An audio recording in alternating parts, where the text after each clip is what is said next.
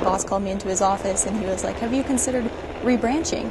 And I said, oh yeah, I've thought about finance and I've thought about logistics. And he was like, no. Have you thought about field artillery? And I was like, oh. Fire!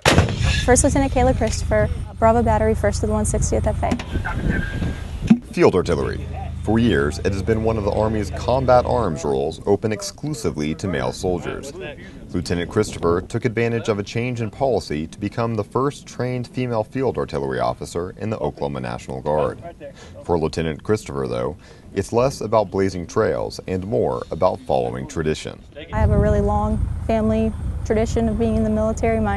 Both my grandma and my grandpa were in the Navy, and my dad was in the Marines, and my uncles and cousins and other grandfather on the other side are all Army. And so, I just have a huge military tradition, and obviously there's already a precedent set for women in my family being in the military. Lieutenant Christopher's command has already commended her contribution to the unit. I think she's done a great job with being able to come in and not only as an officer, but as a fire direction officer, be able to come in with a learning attitude. She understands that not only is it a new role for her, but it's also a new role for women in field artillery.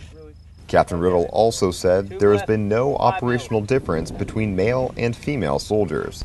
It's a lot more exciting to be out here in the field, actually doing things, making movements and that sort of stuff than it is to be in a drash tent for 14 days straight. 29 or 7-7. Lieutenant Christopher says she has yet to witness any of the barriers she was told she might face. I haven't had any issues. I think we have a pretty professional organization, and I haven't faced any of the issues that people told me that I might face. So, I guess my advice to other women who are thinking about doing it is don't be scared off by what people tell you. Reporting for the Oklahoma National Guard, I'm Army Sergeant Zach Zepp.